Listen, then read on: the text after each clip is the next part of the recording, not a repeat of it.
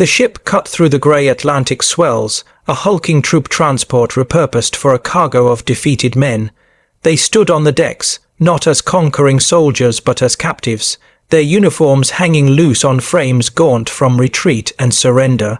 The salty wind that stung their faces carried not the promise of adventure, but the bitter, metallic taste of defeat.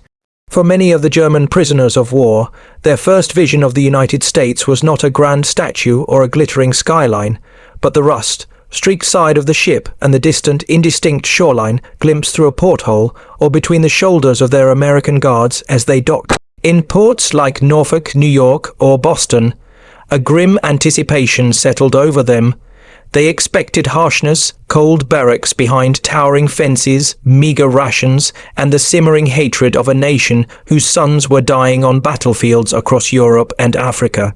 They braced themselves for the vengeance of the victor, yet what awaited them on the other side of the gangplank would begin, slowly and irrevocably, to overturn every notion they carried about their enemy. The sheer staggering scale of America was the first shock. The ports were not merely points of entry, they were vast roaring ecosystems of industry, a symphony of clanging metal and shouting stevedores. Cranes, like steel dinosaurs, dipped and swung, moving mountains of cargo from the bellies of ships. Warehouses stretched for acres, their doors open to reveal cavernous spaces brimming with goods, crates of machinery, bales of cotton, sacks of grain. Trains, endless and powerful, rolled ceaselessly along intricate networks of tracks, their whistles echoing a constant, percussive note of purpose and motion. To men who had spent years enduring the bomb, doubt skeletons of cities, the gnawing scarcity of food, and the constant rationing of every resource, this spectacle of abundance seemed almost hallucinatory, a dream of a world that had not been bled dry by war. Escorted by military police with firm, unsmiling faces, they were herded onto trains, their destinations inland camps scattered across the vast American countryside like a secret archipelago. The United States government, in a logistical undertaking of immense proportion, had chosen to house over 400 German POW in hundreds of facilities stretching from the piney woods of Texas to the lake, dotted plains of Minnesota, from the red clay of Alabama to the sun-baked valleys of California. The train windows became their moving picture show, framing landscapes that were breathtakingly foreign and profoundly peaceful. They watched for hours as endless rows of corn and wheat flowed past, a green and gold ocean under an immense sky. They saw small, tidy towns with white church spires piercing the blue, and main streets unscarred by bomb craters, where cars and people moved with a casual, unhurried rhythm. For men whose last memories of Europe were of cities in flames, of landscapes churned to mud by artillery, and of populations huddled in fear, it was almost incomprehensible to watch American families strolling peacefully along sidewalks, or farmers atop tractors calmly tending unburned fields. The war here was a distant rumor, a thing read about in newspapers, not a reality etched into the very earth. As the trains rolled deeper into the heartland, a low current of whispers passed among the prisoners. Some, steeped in the ideology of the regime they had served, feared retribution, remembering the Allied propaganda that portrayed Nazis as monstrous, unfeeling beasts. Others, veterans of the Eastern Front's unspeakable horrors or the bomb, doubt overcrowded camps in Britain quietly, desperately hoped for better conditions, for a simple roof and a full stomach. At rural stations where the trains slowed or stopped to take on water, small groups of curious Americans sometimes gathered on the platforms to watch the passing cargo of enemy soldiers. The sight of the grey and field, grey German uniforms was jarring, a piece of the distant war delivered to their doorstep, but the crowds were not hostile. There were no shouted curses, no thrown stones. Children pointed with unabashed curiosity, women stared with a mixture of suspicion and pity, and occasionally an old man, perhaps a veteran of another war, would offer a slow, unreadable wave. This unnerved the POW more than hatred would have. They had braced themselves for venom, for the righteous anger of a wronged nation. Instead, they found a strange, disarming mixture of caution and a casual, almost mundane curiosity. When they finally reached their assigned camps, most were surprised by what they encountered. The camps themselves were not the dungeons of their fears, but orderly, hastily constructed compounds, often built on open farmland or in cleared woodland. Rows of identical wooden barracks stood in neat lines behind the defining feature, the barbed wire fences, coiled and glinting in the sun. Watchtowers stood at the corners, a constant reminder of their status, but inside those fences, life was not what they had imagined. Each man received a bunk, blankets that were clean and sufficient, and meals that, in both quantity and quality, far exceeded the rations that German civilians, and often soldiers on the front, were living on back home. The food alone astonished them. There was meat, real bread, milk, and even fruit, oranges and apples that seemed like impossible luxuries. Soldiers accustomed to thin, watery soups and bitter earths, as coffee, could hardly believe the portions set before them. Some would later recall in memoirs that the camp meals alone were more generous and consistent than anything they had eaten since the early, triumphant years of the war. The structure was military, but it was not cruel. The International Red Cross inspected the camps regularly, and the American authorities followed the Geneva Convention with a scrupulous diligence that stunned many of the prisoners, who came from a military culture where rules were often bent by necessity and ideology. They were allowed to write letters home, to receive packages from their families, though the mail was slow and uncertain, and to attend educational classes organized within the camp by their own officers or by sympathetic organizations like the IMCA. For the first time in years, they were not under the constant grinding threat of bombs, bullets, or starvation. The environment, while restricted and monotonous, offered a strange, unexpected kind of safety. The initial sharp bitterness of capture began to dissolve into a reluctant acceptance, and among some, even a flicker of gratitude for this bizarre interlude of peace.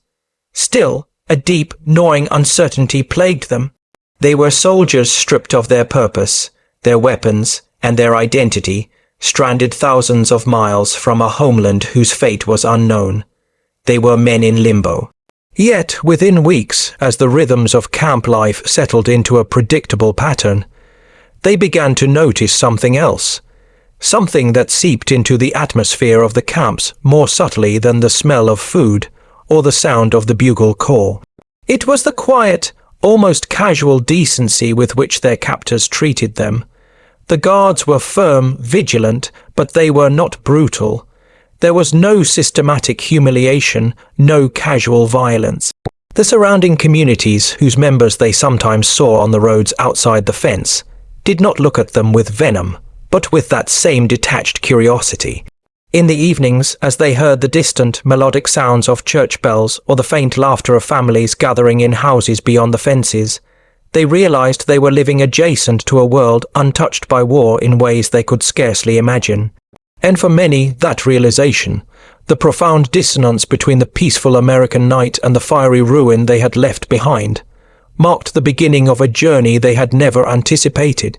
It was the first, faltering step from being enemies to becoming uneasy guests in a land they had been taught to despise.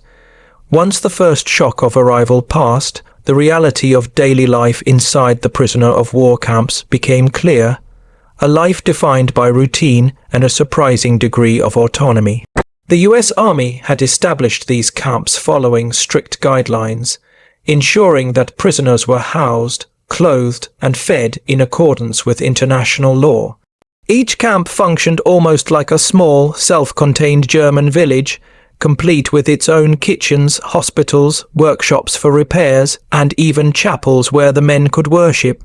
The prisoners soon learned that their days were structured, every hour assigned its purpose, a military cadence that provided a framework for the emptiness of captivity. At dawn, a bugle call or a shouted order from a guard would wake the men, followed by the formal ritual of roll call, where the prisoners lined up and stood in the crisp morning air while guards moved down the rows, accounting for each man. Breakfast was served in large, noisy mess halls. It was a meal that never lost its power to amaze. Eggs, bread, porridge, and sometimes even butter or jam. For Germans who remembered the ever, tightening rationing at home where a single egg could be a treasure and real coffee a forgotten memory. Such morning meals seemed almost surreal. Discipline was strict. There were rules for everything from the neatness of the barracks to the formation when marching to work details. But it was not cruel. It was the discipline of an army confident in its control, not of one seeking to break spirits. After breakfast, the prisoners had options. They could attend language classes, some learning English from willing American guards or from their own more educated comrades, others teaching French or Russian. They participated in sports, organizing intense soccer tournaments between barracks that drew enthusiastic crowds and spirited betting, or they took part in the work assignments that were central to the American philosophy of captivity. The American authorities believed firmly in keeping the men occupied, both to reduce boredom and unrest within the camps and to help address the critical labor shortages on the American home front, where millions of men were serving overseas. Camps organized woodworking shops where skilled carpenters produced furniture and repaired buildings. They set up tailoring services where uniforms were mended and altered. They had repair stations for shoes and boots. In some facilities, the men were allowed to form orchestras using instruments provided by charitable groups, to stage theatre productions of German classics, and to paint or draw.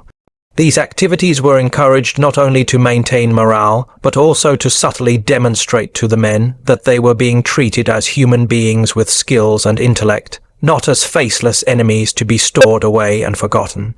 The health care provided was another profound shock to many of the prisoners. Each camp had a medical unit staffed by American doctors and medics, and sometimes even German physicians among the prisoners were allowed to practice under supervision. Men received dental care, treatment for infections and chronic ailments, and routine vaccinations. For soldiers who had marched through the frozen mud of Russia with ill-fitting boots, who had suffered from dysentery and trench foot with little more than a field dressing, the idea of clean, well-lit infirmaries with proper beds, white sheets and shelves stocked with medicine felt almost like stepping into another, more civilized world. Some later admitted, with a sense of shame and wonder, that they had received better and more consistent medical care in American captivity than they had during their active service in the Wehrmacht. Another unexpected and quietly subversive aspect of camp life was the access to reading material. Libraries inside the camps, often stocked by the Imker and the Red Cross, offered not only German novels, history books and poetry, but also American newspapers and magazines like *Life*, and the Saturday Evening Post*. For many prisoners, this became their first unfiltered exposure to American culture and society.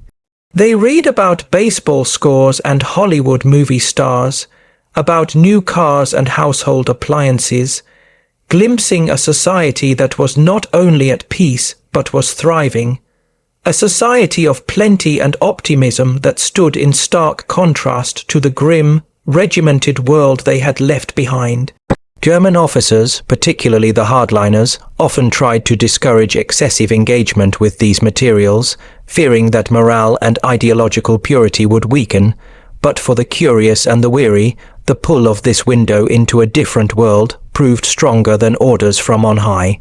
Perhaps most startling to the POW was the simple, daily reality that the camp guards, the representatives of the nation they were fighting, rarely displayed overt hostility.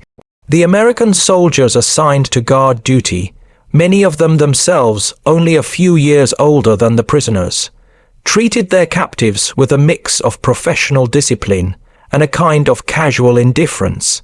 There were, of course, moments of tension, especially when news arrived of particularly brutal atrocities committed in Europe, or when lists of American casualties were published, but overall, the camps operated with an air of routine administrative efficiency rather than vengeful passion.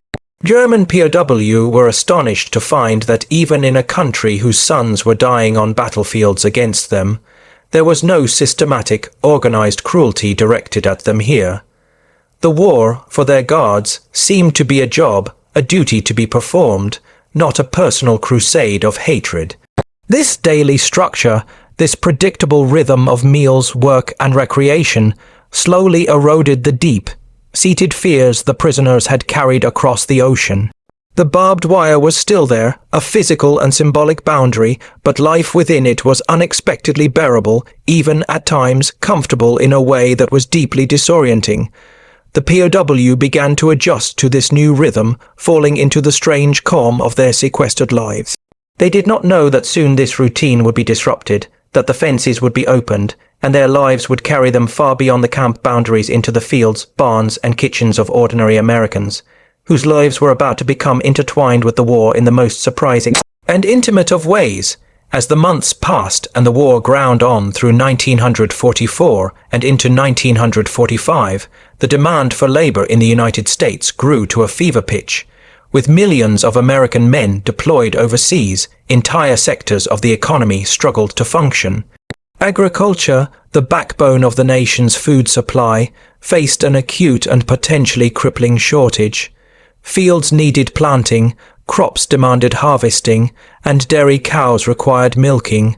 The relentless cycle of food production could not simply halt because of the war.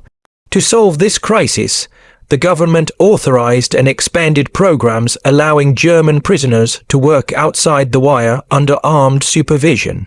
Farmers, many of whom had never seen a German soldier except in grainy newspaper photos or the grim reels of newsreels, suddenly found themselves depending on these men in grey or khaki uniforms to bring in the harvest and keep their livelihoods afloat. The first time trucks pulled up to a camp and groups of POW, dressed in denim work clothes with PW, stenciled on the back, were loaded up and driven out to local farms, the air was thick with a weary mutual tension. For the Americans, these were the supposed monsters, the fanatical Nazis who had fought against their sons and brothers in the hedgerows of Normandy, the mountains of Italy, or the deserts of North Africa. Letting them onto their land near their homes and families felt like a dangerous gamble. For the Germans, it was a step into unknown territory, out from the controlled, if boring, safety of the camps and into the world of the American civilian, a world they had only observed from a distance. They were unsure of their reception, fearing the latent hatred they assumed simmered beneath the surface of every American town. Yet, what began as a relationship of guarded practicality and mutual necessity often grew, slowly and organically, into something more human and complex. Farmers quickly discovered that the Germans, for the most part, were skilled, diligent workers, accustomed to hard physical labor. Many of them had grown up on farms themselves, tending fields in Bavaria, herding sheep in Saxony, or managing dairy herds in rural Prussia. They handled plows, tractors, and livestock with a practiced ease that earned the grudging respect of the American farmers. Local communities noticed, too, the pervasive image of the Nazi soldier, hardened, merciless, and ideologically fanatical, did not align with the reality of the young men who milked cows with gentle hands, stacked hay with efficient strength, or carefully repaired a broken piece of farm equipment with focused patience. Families watched with growing surprise as these supposed enemies shared quiet laughs with their children, whittled intricate wooden toys during their lunch breaks, or hummed familiar, sounding folk tunes while working in the fields. For many Americans, this was their first real-life encounter with a German that wasn't filtered through the distorting lens of wartime newsreels or government propaganda posters. The enemy had a face, a name, and a story. Payment for this labor was handled through the government, not directly to the prisoners, but the POW were given coupons redeemable at the camp canteen for small luxuries: chocolate, tobacco, stationery for letters home, or beer in some camps. These small privileges motivated them to work hard, and the farmers, in turn, often slipped them extra food or small, unofficial favors as a token of appreciation for a job well done. Accounts from the farmlands of Kansas, Nebraska, and Texas describe how POW returned to the camps at the end of long, dusty days carrying apples, fresh, baked bread, or even slices of homemade pie offered by grateful farm wives. Of course, suspicion never disappeared entirely. Guards, usually young GI themselves, always accompanied the men, their rifles a constant reminder of the underlying reality. The rules were strict. No fraternization, no entering homes, no unsupervised movement. Yet, escapes were remarkably rare. The prisoners, upon seeing the vastness of the American landscape, the sheer distances between towns, and the fact that everyone who was not in a POW uniform was a potential informant, quickly realized they had little to gain and everything to lose. America was an immense, unfamiliar continent. Where would they go? How would they eat? How could they possibly cross an ocean to get home? Most stayed not out of loyalty to their captors, but out of pragmatic acceptance, and many were genuinely grateful for the chance to spend their days outdoors, engaged in meaningful work, away from the stifling monotony of the barbed wire compound. In many towns, the sight of German POW became a routine part of daily life. The trucks would arrive at dawn, the men would climb down with their tools in hand, and the day's labor would unfold under the hot sun or in the chill of an early morning. Over time, their presence sparked less fear and more familiarity.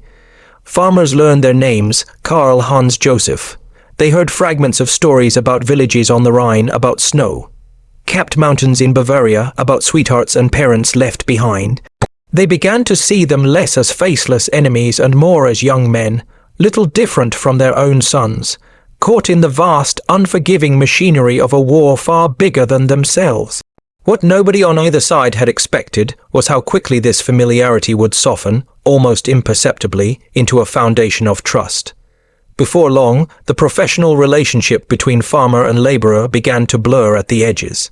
Some families, moved by a mixture of Christian charity, simple human decency, and a growing fondness for these quiet, polite young men, went beyond offering food in the fields. They began to extend invitations. At first, it might be a cup of coffee on the porch steps or a sandwich eaten together in the shade of the barn at midday. But eventually, as trust built day by day, basket by basket of harvested produce, those doors opened wider and entire meals were shared. It was here on these farms in the American heartland, with the smell of turned earth and ripening grain in the air, that the first tentative bonds of an unexpected and profound hospitality took root. The first invitations came hesitantly, almost by accident, born from the informal rhythms of farm life.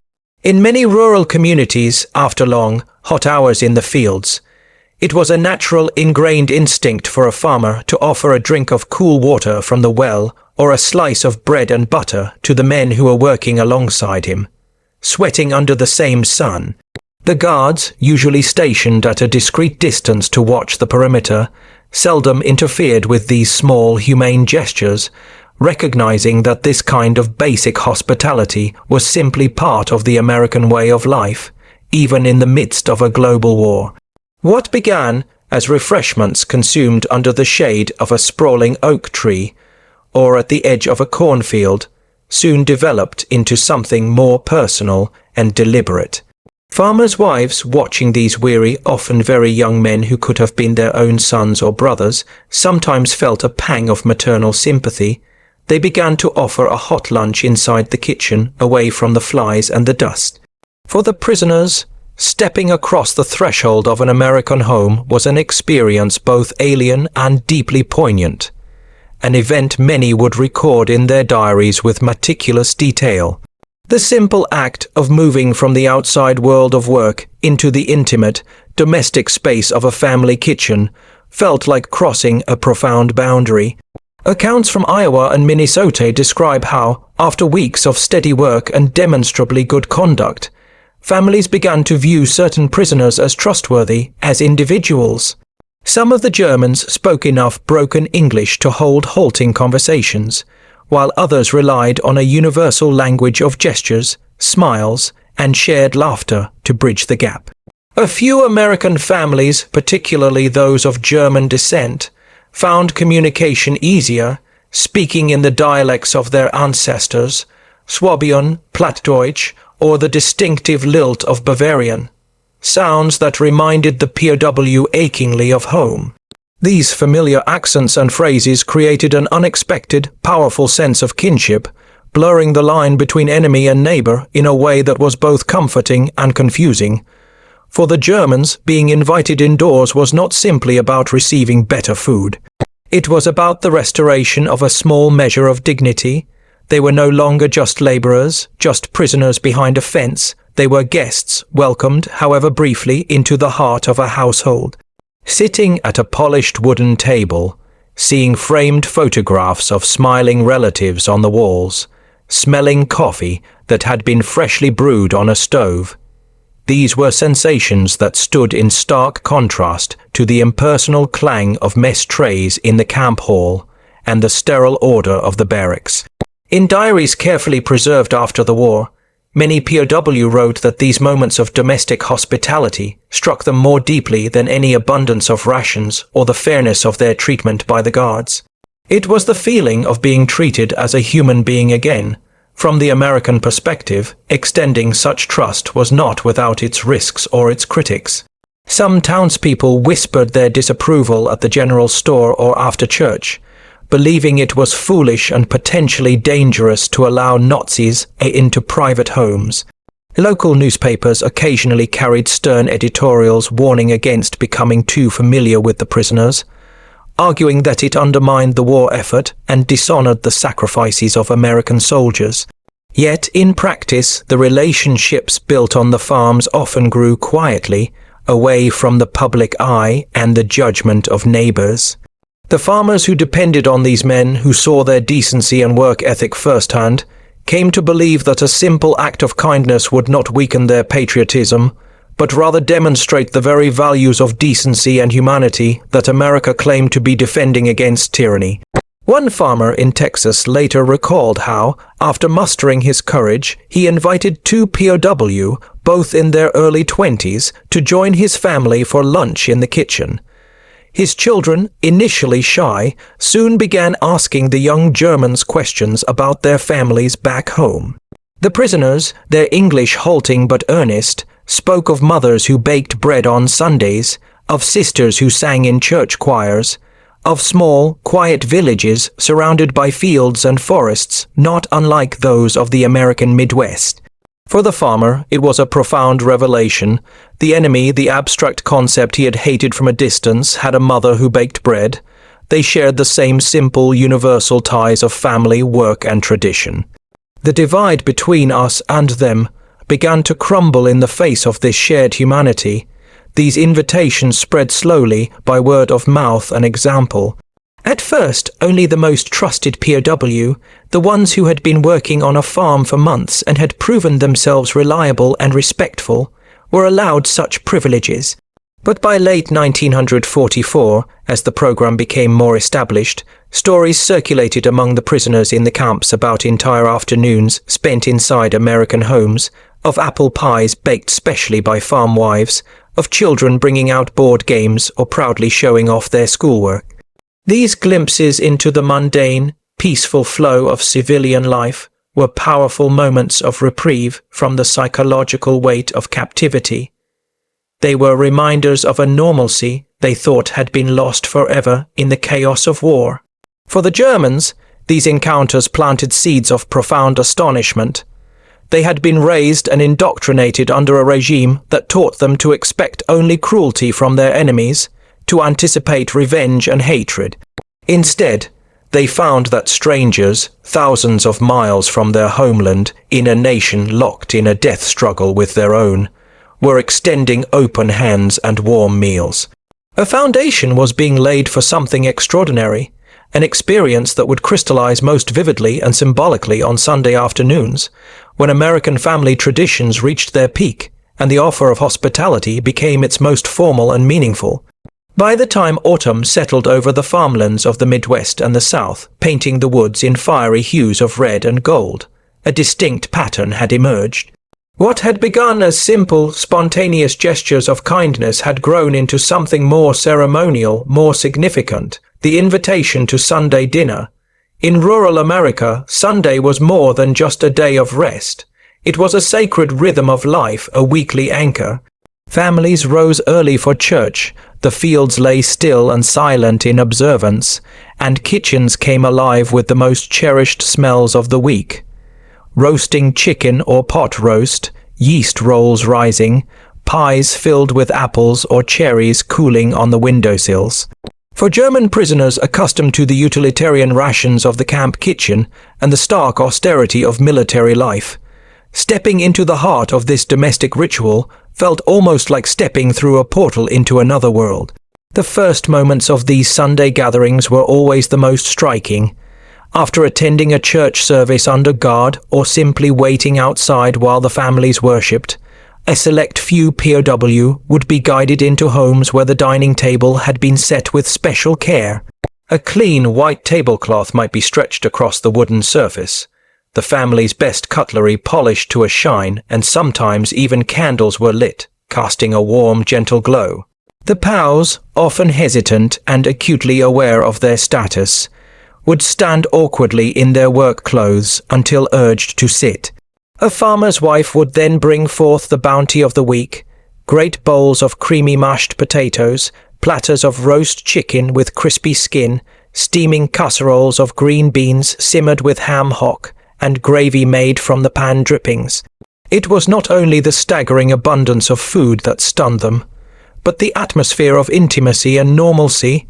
To be seated beside the very people whose nation was at war with theirs, to be included in this cornerstone of family life, and to be treated not as a prisoner or an enemy, but as an honored guest, defied every expectation and piece of propaganda they had ever consumed.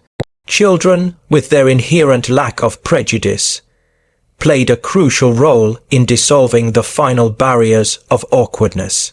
Many German soldiers had left younger siblings, or even their own small children behind, and they found themselves disarmed by the innocent curiosity of American boys and girls who asked them questions about Germany or simply tugged at their sleeves to show them a new toy. POW who had once marched through occupied towns as feared conquerors now found themselves teaching American children simple German words, or, in a particularly common memory, carving small wooden animals from pieces of scrap firewood after the meal. One memoir recalls how a prisoner in Nebraska, a former carpenter, used his pocket knife to carve a small, prancing horse for a farmer's daughter.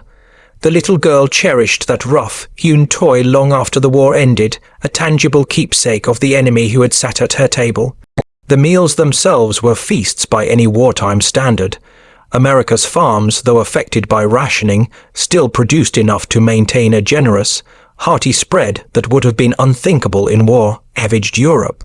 Prisoners later wrote in astonishment about eating fresh, creamy butter, drinking cold milk straight from the farm's own cows, and tasting pies so sweet and flavorful they seemed like a dream. Some even confessed to private feelings of guilt that gnawed at them even as they ate. How could they, as defeated soldiers, sit at these overflowing tables while their own families in Germany stood in endless bread lines, huddled in bomb shelters, or scrounged for scraps in the ruins? The dissonance was painful and profound. What also left a deep and lasting impression was the simple, sincere ritual of prayer before the meal. Many American families bowed their heads, and the father or mother would give thanks not only for the food, but sometimes also for the safety of those gathered and for those far from home. To hear these prayers spoken aloud, to hear blessings that implicitly included them, humbled the German POW. It reminded them powerfully of their own family traditions, of times when their mothers and fathers had prayed for their safety and for an end to the war. In that quiet, shared moment of reverence, the boundaries of nationality and conflict seemed to dissolve, leaving only a common human appeal to a higher power. Newspapers occasionally reported on these unusual gatherings, and military authorities, upon hearing of them, sometimes frowned upon such familiarity, worrying about security and the optics of fraternization. Yet they seldom interfered unless a clear breach of rules occurred. For the most part, the army allowed these local customs to unfold, perhaps recognizing on some level that this grassroots goodwill kept the POW cooperative, reduced the risk of escape attempts, and lessened tensions in the surrounding communities. The farmers who hosted the Germans defended their actions passionately to any who questioned them, insisting it was not sympathy for Nazism, ideology they despised, but simply an expression of Christian charity and basic human hospitality. These Sunday dinners etched themselves into the memory of every prisoner who experienced them. They became the central, defining paradox of their captivity. While war still raged with unimaginable ferocity across Europe and the Pacific, and American soldiers fought and died on distant fronts, here in the quiet, prosperous heart of America, they were experiencing warmth, laughter, and unlooked for kindness from the very people who had every reason to despise them. It was a dissonance that many could never forget, a shining, incongruous memory that would become the highlight of their captivity and a story they would tell for the rest of their lives. The Sunday gatherings did more than fill stomachs. They opened doors to a cultural exchange that neither side had anticipated, an exchange that unfolded in the spaces between words and bites of food. Around dining tables crowded with platters, or on porch steps in the cool of the evening after meals, conversation stumbled forward through a mosaic of fragments, broken English, bits of German, and a great deal of expressive hand gestures and sympathetic laughter. What began as awkward, halting exchanges slowly grew into meaningful dialogue, where families and prisoners discovered, to their mutual surprise, how much of their lives overlapped despite the war that divided their nations. Some American families, particularly those of German ancestry, became natural interpreters, their knowledge of the old language allowing both sides to move beyond simple nods and smiles into real conversations about farming techniques. The best way to mend a fence, family traditions surrounding holidays, and the everyday hardships and small joys of life during wartime. Music often served as a universal bridge. In several accounts, prisoners who had brought harmonicas or small accordions with them from the camp, instruments cherished for their portability and their power to conjure memories of home, were persuaded to play after dinner. Children, especially, would beg for a tune. Soon, the strains of German folk songs, Lily Marleen, Die Gedanken sind frei, or regional drinking songs would fill American living rooms, the melodies speaking of mountains, rivers, and villages far away. For the prisoners, these tunes carried a powerful wave of nostalgia and homesickness. For the Americans, they were a fascinating curiosity, a window into the soul of a culture they only knew as the enemy. In return, families would introduce the POW to American hymns like Amazing Grace, country ballads from the radio, or the infectious, upbeat swing of Glenn Miller or Benny Goodman. Laughter often erupted when the Germans tried to mimic the unfamiliar rhythms and English lyrics of songs like Chattanooga Choo Choo, their accents transforming the words into something comical and endearing. Food, the very centerpiece of the occasion, also became a medium of exchange. Though the meals were overwhelmingly American in character, German prisoners sometimes offered suggestions or shared recipes remembered from their mothers' kitchens. One Nebraska family later recalled how a POW from the Black Forest showed them how to bake a denser, more flavorful rye bread in a traditional German style, a technique that became a household favorite for years after the war. In Texas, prisoners introduced families to their methods of preparing sauerkraut, and in return, they tasted chili con carne for the first time, initially grimacing at the unfamiliar, fiery spice, but eventually, for some, developing a taste for the regional specialty. Religion, too, played a subtle but significant role in this exchange. Many of the Germans were Catholic or Lutheran, and they recognized familiar rituals and sentiments in their hosts' practices. When invited to attend church services, usually sitting in a back pew under the watchful eye of a guard, some prisoners felt a deep unease under the collective gaze of the congregation. Yet they were consistently struck by the content of the sermons. American pastors spoke of universal themes: forgiveness, compassion, faith in God's plan, and the brotherhood of man. These messages of peace and redemption contrasted sharply with the nationalist, often vengeful, propaganda-laden speeches they had heard from their own political and military leaders. These moments in the quiet, solemn space of a country church deepened the sense that they were being accepted not as enemies, but as fellow human beings, fellow sinners in need of grace and understanding. There were also cautious, delicate exchanges of stories about the war itself, though such conversations were fraught with unspoken perils and required careful navigation. American families, burning with a need to understand, often wanted to know what life was really like in Germany. The prisoners, for their part, were equally curious about the American perspective. They cautiously described the destruction of their cities from the air or the scarcity of food, carefully avoiding any overt political statements or expressions of Nazi ideology. Many spoke fondly instead of the natural beauty of their homeland, the orchards in bloom, the deep, dark forests, the harvest festivals of their youth, steering the conversation toward shared apolitical ground. In turn, Americans described their own home, front struggles, ration books for sugar and gasoline, air raid drills practiced on the coasts, and the aching absence of fathers, brothers, and sons serving overseas. These mutual confessions, whispered across the table, revealed a common landscape of anxiety, loss, and hope that transcended national borders and political allegiances. Children, once again, were the most effective catalysts for connection. They asked the prisoners to tell them fairy tales, and the Germans, falling easily into the role of storyteller, would recount the brothers' grim stories of Hansel and Gretel, Rumpelstiltskin, or Snow White, which the American children recognized instantly from their own books. The discovery of this shared folklore, these archetypal stories of witches, lost children, and happy endings, created an unexpected, powerful bond. It was a quiet proof that their cultures, though divided by a bloody war, still sprang from the same deep, ancient roots, echoing the same fundamental stories about life, fear, and triumph. These cultural exchanges became the most enduring legacy of the Sunday meals. Beyond the warmth of the roasted chicken and the sweetness of the apple pie, they represented a genuine meeting of worlds, a space where two sides who were supposed to be locked in mortal hatred found themselves learning from one another, laughing together, and discovering a common humanity. The war was not forgotten. It lingered in every unspoken thought, in every letter from the front, in every casualty list published in the paper. But for a few precious hours each week, in the warm, lamplit kitchens and on the peaceful porches of rural America, human connection and curiosity managed to overpower the abstractions of politics and the poison of ideology.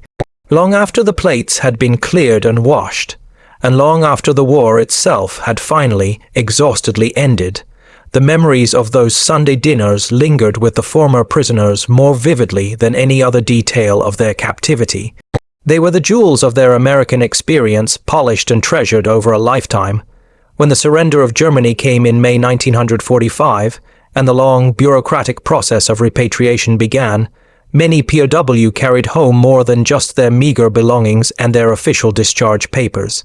They carried stories, carefully written in battered notebooks, and letters they had received from the American families, all serving as tangible proof of an experience that felt, in retrospect, like a strange, benevolent dream.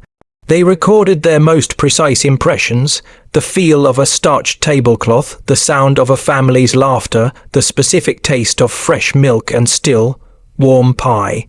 These recollections became their personal treasures, bulwarks against the bitterness of defeat, reminding them that even in the midst of history's most destructive conflict, they had been the recipients of profound, unexpected kindness from those they had once been taught to see as merciless foes. Some of the most vivid and moving testimonies appear in memoirs published decades later, often by men who had become teachers, engineers, or craftsmen in post-war Germany. Former prisoners recounted with unwavering clarity how those family meals had reshaped their entire understanding of America and its people. They had been conditioned to expect vengeance and hostility, yet they had found instead a staggering hospitality and a compassion that seemed to operate on a frequency beyond politics. A number of them admitted, with a candor that was rare among veterans of a lost cause, that these moments had actively softened the sting of their defeat. Rather than returning to a shattered Germany consumed by resentment and a desire for revenge, they brought back with them a cautious heart, one respect for the humanity of their former enemies, a respect that would subtly color their attitudes for the rest of their lives. For many, these personal experiences stood in sharp, irreconcilable contrast to the propaganda they had absorbed throughout the war, propaganda that painted Americans as decadent, violent, morally corrupt, and incapable of any higher feeling. The impact was not only personal, but also rippled out into the wider German society.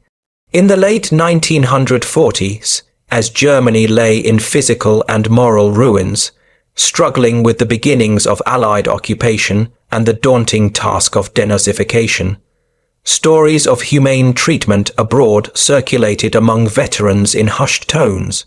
Tales of Sunday dinners in Nebraska, of coffee and cake shared in Texas kitchens, of farmers who treated prisoners like their own sons, gave a radically different picture of the United States than the one spread by Goebbels' powerful machinery. In conversations among families, in veterans' associations, and in community gatherings, these personal first-hand accounts carried a weight that official proclamations could never match, gradually and quietly influencing how ordinary Germans thought about the possibility of reconciliation with their Western conquerors. One striking example comes from a group of former POW who had worked together on farms in central Kansas. Upon their return to their homes in and around Stuttgart, they formed a small, informal circle that met regularly in a local Gasthaus to exchange letters and memories of their time in America. Some of them even began to correspond with the American families who had once hosted them, their letters carried by the fragile but resurgent international mail service, maintaining friendships across the ocean. Decades later, in the more prosperous and peaceful 1960s and 70s, a few of these men saved their money and returned to the United States as visitors, no longer as prisoners of war, but as free men and welcome guests. They stood again at the thresholds of the farmhouses where they had once sat as reluctant, nervous captives. The warmth with which they were received by the now older farmers and their grown children confirmed that those Sunday dinners had been more than temporary gestures of pity or curiosity. They had been the foundation for lasting, genuine bridges between individuals and, by extension, between cultures. The memories also exerted a quiet influence on how many of these former POW raised their own children. Men who had been forged in the rigid, authoritarian culture of the Third Reich, who had once believed primarily in discipline, obedience, and national strength, often found themselves telling their sons and daughters a different kind of story. They spoke of the unexpected kindness of strangers, of the importance of judging a man by his character and not his nationality, and of the critical lesson that even in the darkest of times, one must be willing to see the humanity in those labeled as enemies. Oral histories collected in the 1990 from the children of these veterans reveal that for some German families, these recollections became a cornerstone of their post-war identity, a powerful, alternative narrative to the one of guilt and shame, a reminder that survival and a future worth living depended not only on strength and resilience, but also on the willingness to forgive, to accept generosity, and to extend a hand in turn. Even in cases where prisoners had returned to cities reduced to piles of rubble, to families living in cellars and desperate for food, the memories of American hospitality remained strangely intact, like perfectly preserved flowers pressed between the pages of a book. Amid the crushing shortages, the political tension of the Cold War's dawn, and the daily struggle of rebuilding a nation from the ground up, stories of dinners with American families were told and retold almost like parables, moments when the sheer, senseless cruelty of war had given way to fleeting, powerful glimpses of peace and human decency. For men who had lived through the unspeakable brutality of the Eastern Front or the firestorms of Hamburg and Dresden, these recollections provided a fragile but essential hope. A hope that reconciliation between nations was not just a politician's dream, but a tangible possibility built one handshake, one shared meal at a time. The Sunday dinners, simple and unremarkable as they might have seemed to the outsiders, thus became far more than just meals.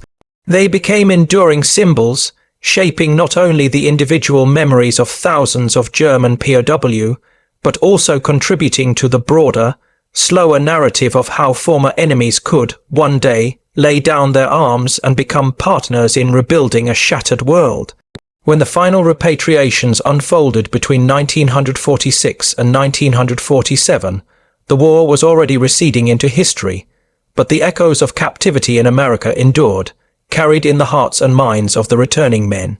The ships, now filled with a quiet anticipation mixed with dread, carried hundreds of thousands of German prisoners back across the Atlantic, depositing them in a homeland that was almost unrecognizable, transformed by ruin, hunger, and a pervasive sense of guilt and defeat.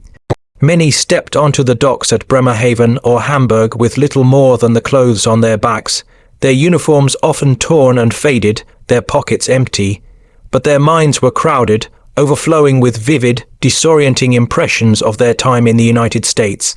What they told their families upon their return often directly contradicted all expectations.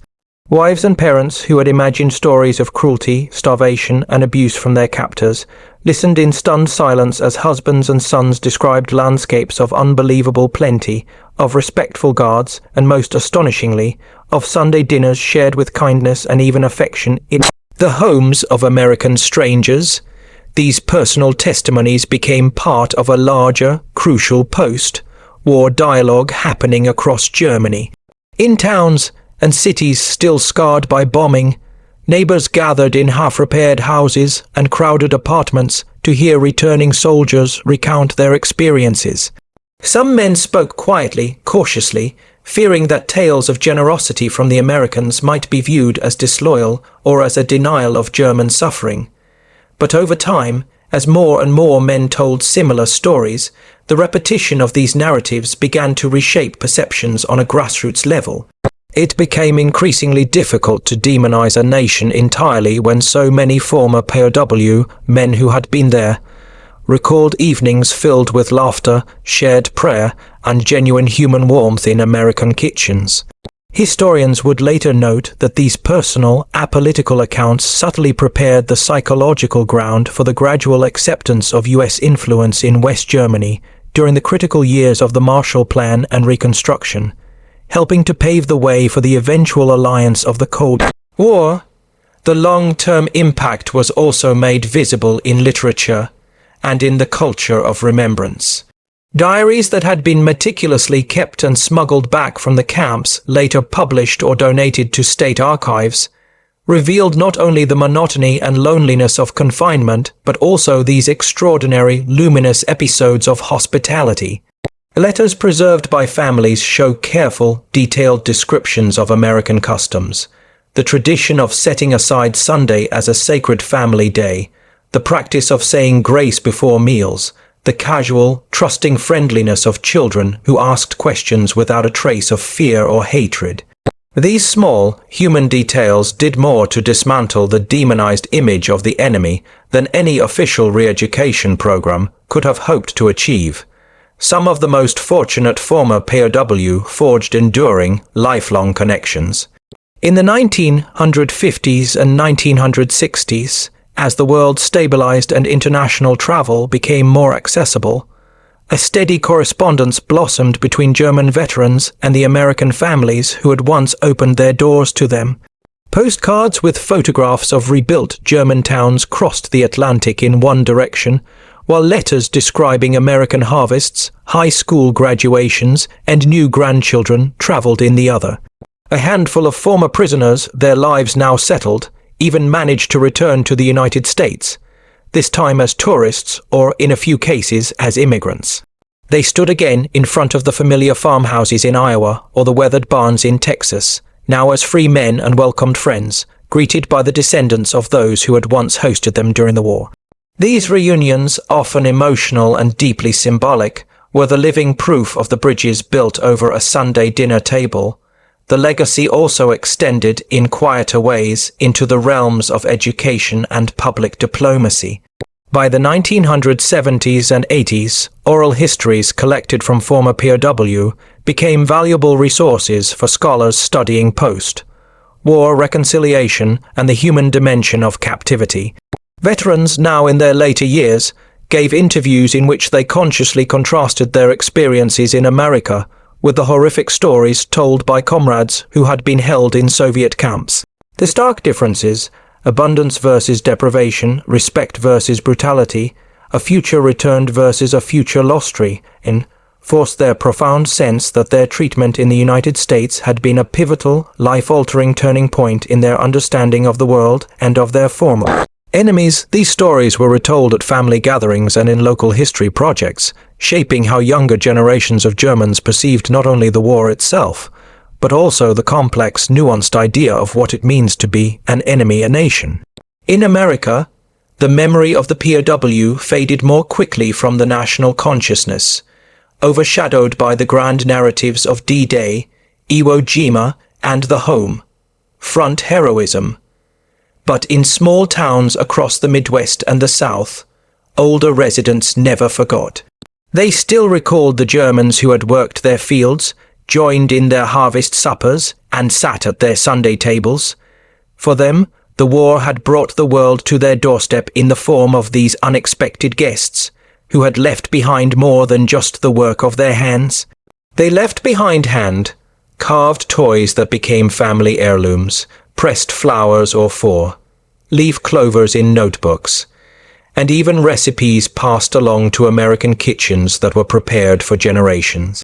These small, physical traces became part of local folklore, quiet, enduring reminders that even in the midst of a global cataclysm, simple human connection had, against all odds, quietly flourished in the most unlikely of places.